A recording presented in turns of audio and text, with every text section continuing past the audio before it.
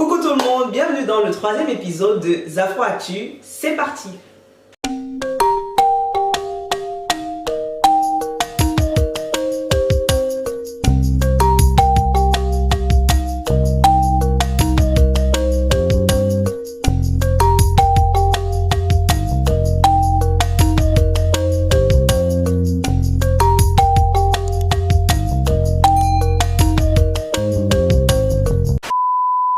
Vous pouvez le voir, aujourd'hui je suis accompagnée de deux invités, Claude que vous connaissez déjà et un nouvel invité, Guy Mathieu.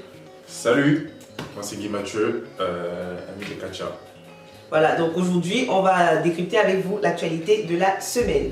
Alors, on va commencer cette émission par une nouvelle rubrique qui sera présente dans toutes les émissions à partir d'aujourd'hui, qui s'appelle le top et le flop.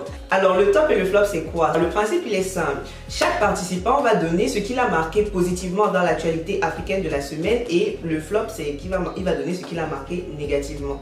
Alors, on commence par qui? Qui est prêt? Moi je vais commencer par mon flop. Donc je vais parler de Tanguy David. Nous le connaissons tous sur Twitter. Malheureusement. Je dis actualité africaine, mais si l'internet ça ne va pas dire que c'était sur l'émission Noir en France qui est passée sur France 2. Il dit l'émission Noir en France est une honte. En plus d'être ridicule et non représentative de la réalité, la victimisation permanente, c'est leur spécialité. Et qu'est-ce qui te dérange dans ce qu'il dit? J'ai l'impression que lui, dans sa tête, déjà c'est récurrent, ces interventions sur Twitter. Dans sa tête, il n'est pas noir.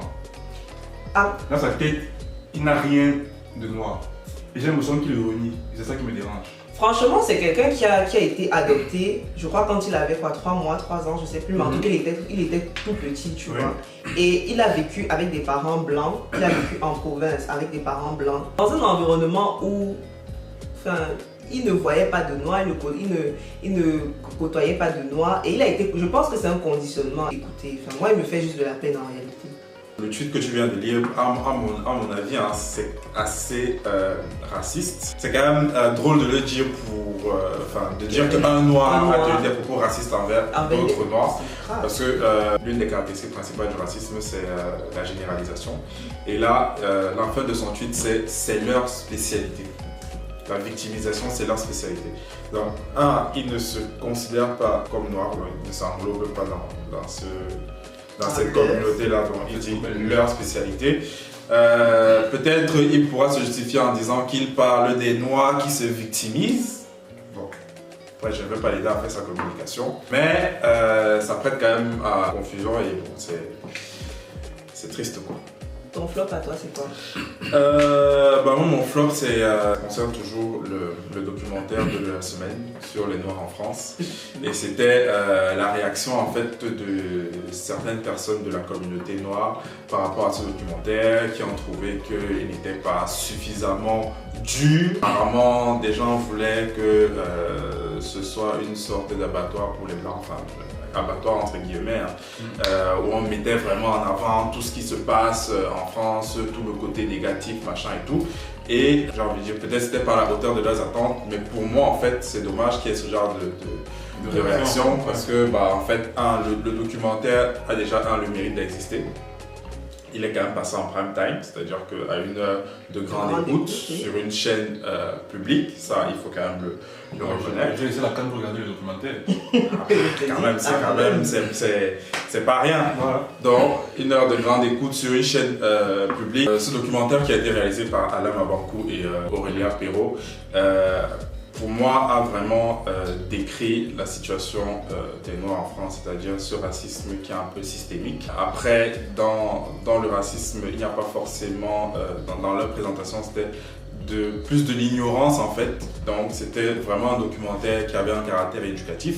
Et moi j'ai apprécié le fait que on ne prenne pas que en fait des jeunes de quartier dans ce documentaire pour parler de ce qu'ils vivent. On a pris des gens qui ont réussi dans leur carrière. On avait une haute fonctionnaire, on avait soprano, on avait un autre acteur, et on avait des individus lambda qui ne vivaient pas forcément dans cette définition du noir en France, qui est celui qui vit dans le 93 ou bien dans une cité perdue à Marseille, qui est issu d'une famille également issue de l'immigration et qui vit dans la pauvreté, dans l'extrême misère, qui dit de la coke, machin, etc.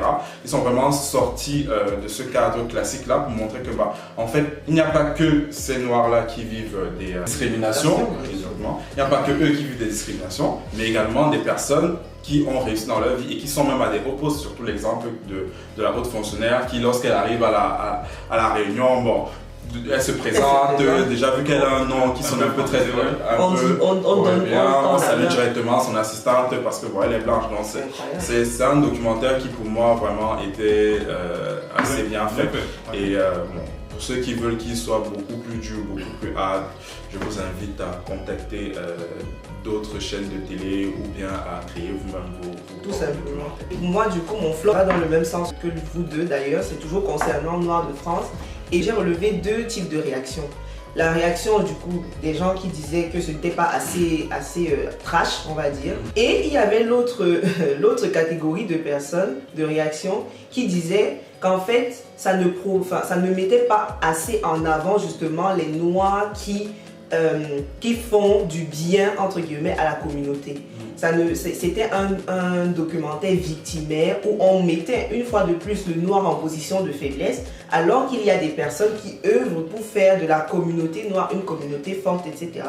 Et donc j'ai relevé ce post que je vais vous afficher là. Ce reportage n'est pas réalisé pour les noirs, il est réalisé pour attirer la pitié de la France blanche, pensant bêtement que cela va changer les choses.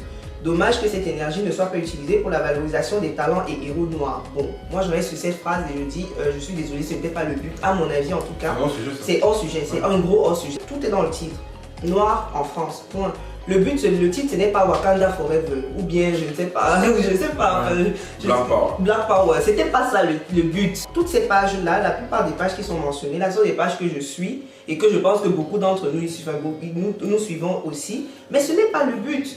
On n'allait pas faire un reportage noir en France. Après, en plein milieu, on dit bon, juste pour vous signaler, je sais pas, allez suivre, allez follow cette page. Il faut que les gens arrêtent un peu d'être dans les extrêmes. Parce que vraiment, les gens sont en train de vouloir diviser des personnes qui, entre guillemets, luttent, combattent la même chose. Il n'y a pas de raison de mettre les gens dans les cases parce que tu dénonces du racisme. On va te dire non, tu fais la victime. Je suis désolée. Pour moi, dénoncer le racisme, surtout quand tu vis en France, tu dénonces le racisme, ça ne veut pas dire que tu fais dans la victimisation. Tu veux juste que les droits de tout le monde soient égaux, en fait, c'est tout. Pour moi, ça change vraiment des reportages classiques qu'on a pu voir sur les Noirs, que ce soit en France ou bien ailleurs, qui vivent du racisme, parce qu'à chaque fois on prend toujours, comme je disais tout à l'heure, les Noirs en fait qui sortent soit d'une famille de classe moyenne, soit d'une famille de la classe prolétaire, ou alors des Noirs vraiment de cité qui disent de la coke, qui fument de la beuh, machin et tout,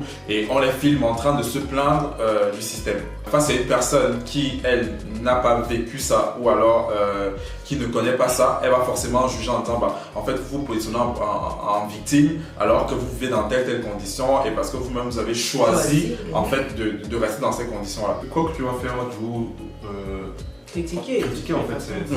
Je m'adresse à cette page et à toutes les personnes de Twitter qui trouvaient que le documentaire soit n'était pas assez dur, soit n'a pas mis en avant les héros noirs. Les héros noirs. Je vous invite à pitcher vos projets de documentaire à plusieurs chaînes de télé. Et on va regarder. Parce qu'il n'y a pas de division, il n'est pas question qu'on divise. Si certaines préfèrent combattre en dénonçant, qu'elles combattent en dénonçant. Si d'autres préfèrent combattre en créant, qu'elles combattent en créant. Si d'autres préfèrent combattre en restant plutôt dans la passivité, pas trop, on ne se montre pas trop, mais on agit plus en silence, etc. On est tous dans le même bateau, donc vraiment arrêtez. Voilà. Maintenant, vos tops. Bon, je vais parler un peu de la CAN parce que bon, je me foute. Et mon top, c'est la qualification des Comores pour la suite de la compétition. Il faut savoir qu'ils n'avaient jamais participé à la CAN. C'est leur première participation à la CAN. Ils vont être éliminés face à nous, mais bon. Oui. Non, forcément. Normalement, on tombé sur l'équipe de l'Union indomptable. Bon, dommage. Ils auraient fait un bon parcours. Voilà. Mais bravo, je tenais à souligner Leur entrée à la CAN qui était vraiment formidable. Ouais. Des petits clins d'œil à ce journaliste qui met toujours la bonne humeur. Toi, ton top. Restons dans la CAN. Il y a un événement très particulier là qui s'est passé aujourd'hui, Le 20 janvier. le 20 janvier. 2022. L'Algérie a été éliminée. Oh mon Dieu, oh là là. 1, 2, 3, c'est C'est fini. déjà fini. C'est déjà fini. C'est mon top parce qu'ils ont trouvé beaucoup d'excuses depuis le début de cette CAN. Ils ont parlé du climat, ils ont parlé des hôtels dans lesquels ils vivaient qu'ils ont qualifié d'auberges de jeunesse. On a parlé de l'état des stades. Et aujourd'hui, vraiment, ça a été la consécration. Ils ont joué contre la Côte d'Ivoire et ils ont perdu 3 buts à 1. Quand on évoque toujours les conditions climatiques, ok. Mais vraiment, rater un pénalty. Quand le Cameroun va marquer sur deux pénaltys, on va dire oh non. Exactement, tendance à croire qu'un penalty c'est un but. En fait, c'est pas un but. Bah, C'est- voilà la preuve. Non, mais c'est pour dire que on t'a enlevé tous les joueurs. En fait, On te met avec On te un met seul un seul joueur. Que là maintenant, donc, tout se prends passe. ton but. On te donne, prends ton but, fais ce que tu veux. Et tu arrives quand même à rater. Voilà. Donc pour moi, c'est mon top parce qu'ils ont tout simplement prouvé qu'ils n'étaient pas à la hauteur de la compétition pour cette Clairement. année. Et le coach l'a dit à la fin du match. Parce qu'au début, Il cherchait les raisons. Moi, je crois ça tout à l'heure, il a dit vraiment ils n'ont pas été au niveau. La balle elle est ronde et elle est ronde pour tout le monde. Donc, Donc, après, je ne sais pas, peut-être ils vont dire que quand il a raté le pénalty, parce qu'il y avait un trou qui a dévié la trajectoire du ballon. Je pense que qu'ils en sont là parce que même J'espère. dans les spaces sur Twitter, les gens parlaient et ils ont avoué enfin qu'ils sont pas au niveau, ils ont très mal ouais, joué. ouais. Ok. Donc 1, 2, 3, c'est déjà fini. Moi j'ai deux tops. Mon premier top concerne toujours la CAN. Mardi, la Rwandaise Salima Mukansanga est entrée dans l'histoire en devenant la première femme à arbitrer un match de Coupe d'Afrique des Nations. Elle a Vraiment bravo. Elle a arbitré le match Zimbabwe-Guinée et vraiment c'est une fierté. Rien à dire. Mon deuxième top concerne un article qui a été publié dans le journal Jeune Afrique qui s'intitule « Le féminisme africain n'a pas attendu l'Occident ». C'est un article qui a été rédigé par la chroniqueuse camerounaise Axel Djandjike. Et en fait, je vais vous mettre le lien de l'article dans la barre de description. Elle soulève donc que depuis bien avant même que le mot féminisme ait été prononcé pour la première fois, les hommes, parce que les hommes et les femmes africaines luttent pour la valorisation des droits de la femme et que c'est une insulte limite envers leur travail que de dire que ce sont des personnes occidentales qui ont limite instauré le féminisme alors que ça fait des années que hommes et femmes luttent par exemple contre les mariages forcés des femmes, enfin des filles, luttent contre l'excision, luttent pour que les femmes aient le droit d'aller à l'école, etc. Donc c'est vraiment une insulte envers ces personnes-là de dire que le féminisme c'est un truc de blanc. Alors, est-ce que vous savez ce qui se passe au Mali actuellement? En 2020, le président Ibrahim Boubacar Keïta a été victime d'un coup d'État et il a été forcé par l'armée malienne à démissionner. Et depuis cette date-là, le pays est dirigé par l'armée. En date aujourd'hui, c'est Assimi Goïta qui est le président de la transition. Quand le président a été forcé à démissionner, il y a eu un autre président qui lui aussi a été capturé par l'armée, un président civil qui a aussi été capturé par l'armée et qui a également été forcé à démissionner. Il me semble qu'il était capturé avec un autre membre du gouvernement. Oui, Oui. il a été capturé avec le Premier ministre et avec le ministre de la Défense de la Transition. Quoi.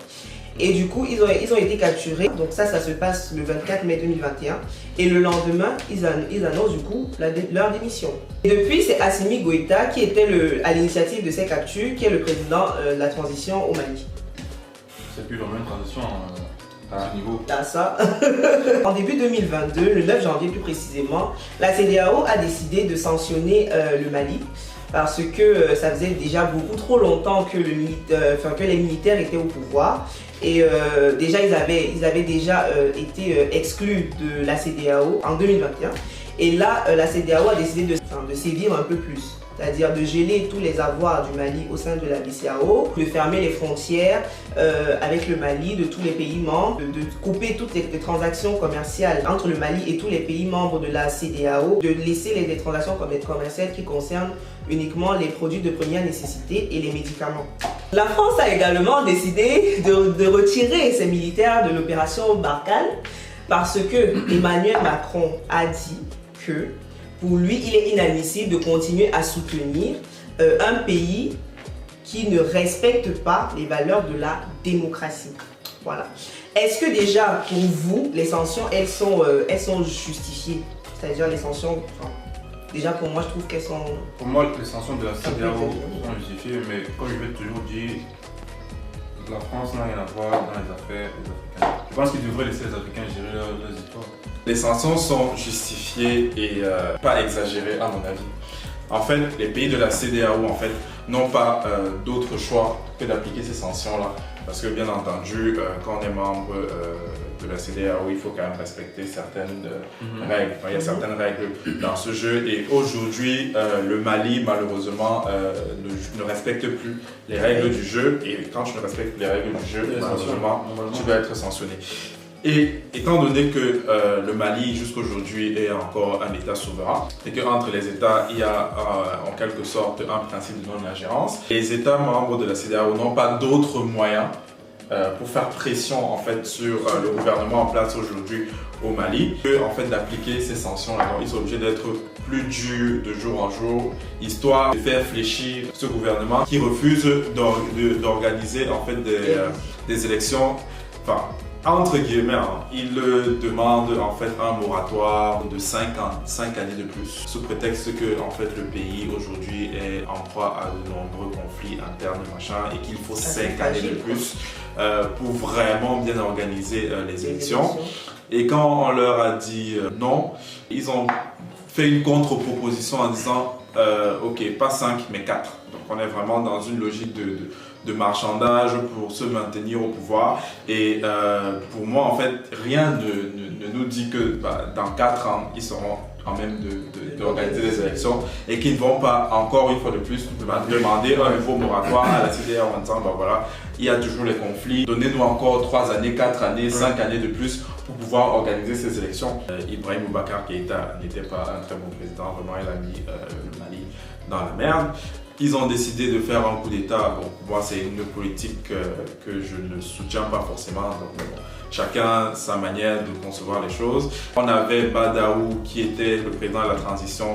Après, il a été enlevé parce que, en réalité, il y a beaucoup de querelles internes dans ce parti qui est actuellement au pouvoir. C'est pour ça qu'il a été enlevé parce qu'il a mis des ministres qui ne faisaient pas partie du parti. Il fallait à tout prix qu'il y ait certains colonels qui soient mis à des postes clés. Et eux, ce qu'ils voulaient, c'était vraiment que l'armée prenne le pouvoir. Le plus important pour moi dans toute l'histoire, c'est le peuple. Le peuple veut, petit 1, qu'il y ait une stabilité dans le pays. Quand j'étais au collège, quand on faisait revue d'actualité, petit 1, la guerre au Mali. J'étais au collège, ça fait je ne sais combien d'années. Donc ça fait des années que ce pays est fragile.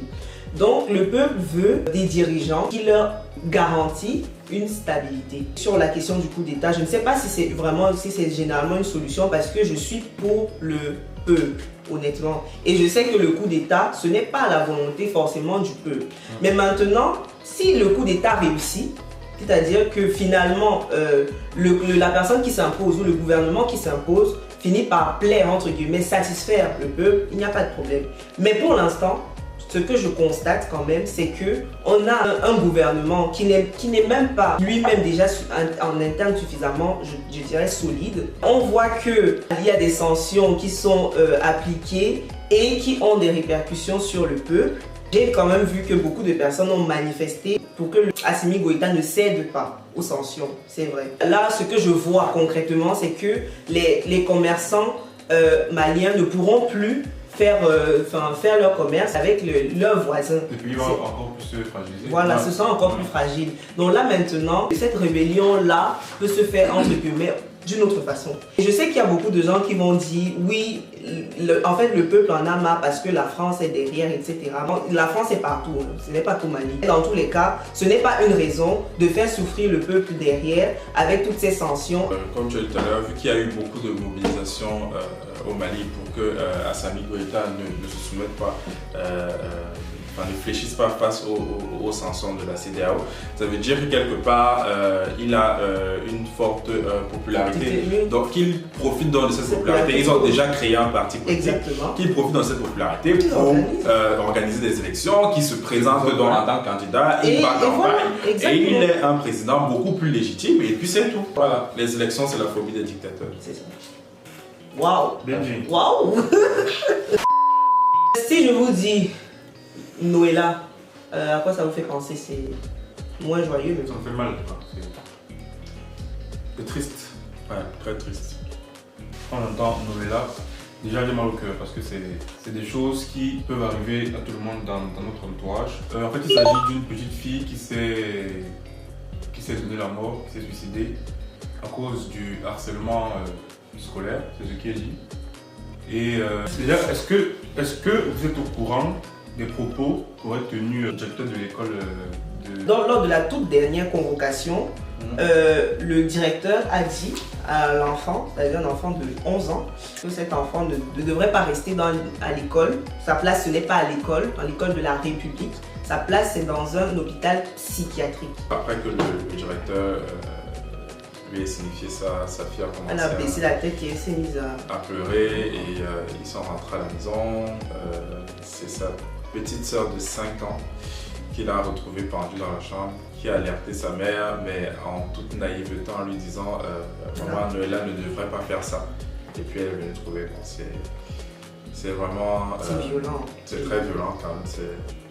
Et apparemment, il y a eu un témoignage aussi d'une camarade de classe qui disait que Noëlla, quasiment tous les jours, pleurait dans les toilettes ou dans les couloirs, se cachait et tout. Donc, elle a vraiment vécu un harcèlement scolaire et je pense que les mots durs quand même que ce directeur a eu envers une fille de 11 ans, je crois que c'était la goutte de trop. Quoi. Elle n'était pas soutenue en fait par les encadrants académiques. Enfin, je veux dire, un enfant, après il disait elle était turbulente, elle était têtue, elle était agitée, etc. Mais ça c'est tout. Enfin, c'est tous les enfants de cet âge-là. Donc qu'un enfant se retrouve seul dans les toilettes tous les jours en train de pleurer, etc. Et après, tu as son directeur qui lui dit que sa place ce n'est pas dans l'école de la République. Mais quand c'était son oncle ou son cousin? Son oncle, je crois. Quand l'oncle a dénoncé, a raconté l'histoire sur Twitter,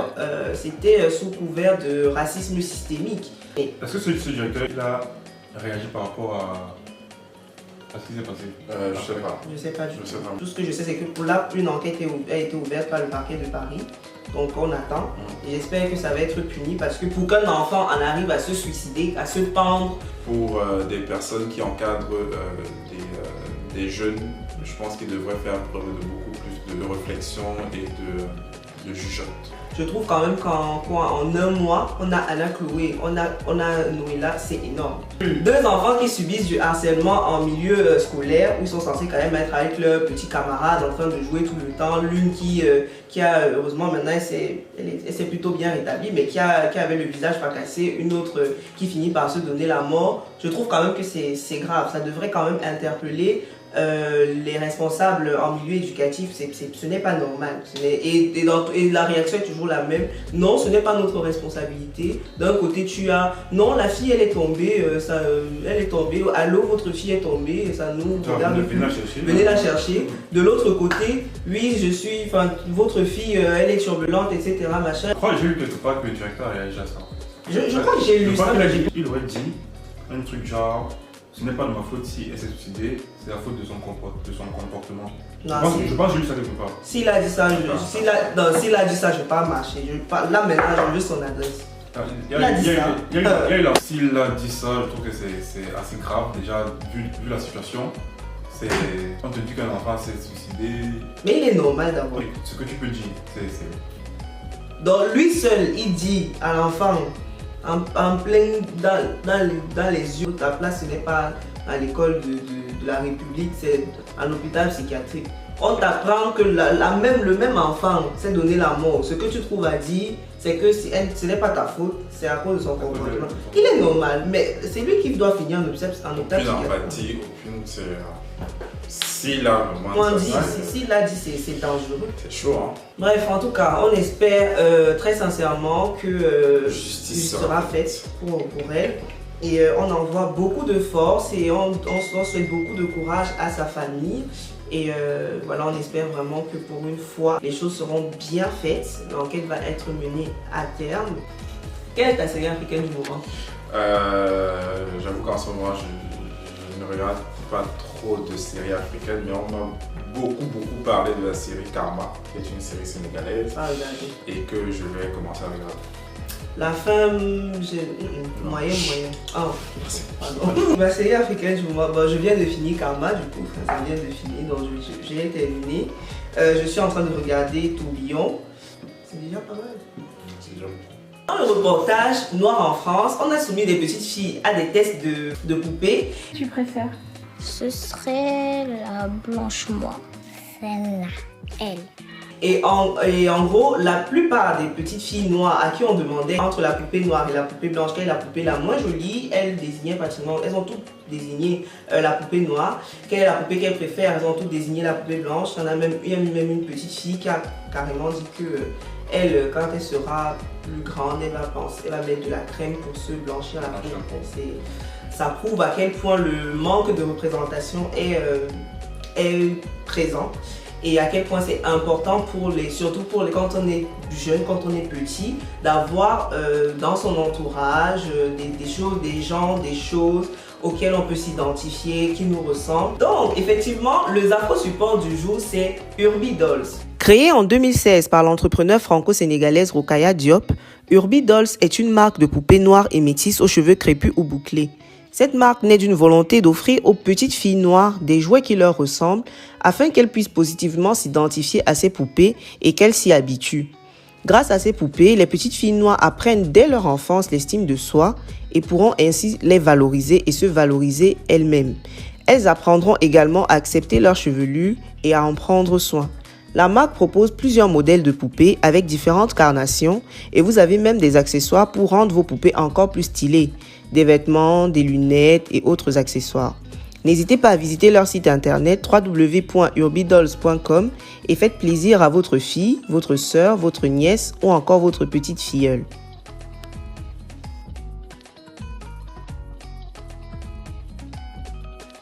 C'est la fin de cet épisode. On espère que ça vous a plu. Est-ce que vous avez un dernier mot pour nos abonnés? One, two, three. Moi je dis allez les lions. Bien sûr. Et portez-vous bien, faites attention à vous. Exactement, surtout en cette période de Covid. Voilà. Et si vous avez aimé la vidéo, likez la vidéo et n'hésitez surtout pas à vous abonner, à activer la cloche de notification pour être alerté quand le prochain épisode sortira. Et sur ce, nous on vous fait plein de bisous et on se retrouve au prochain épisode.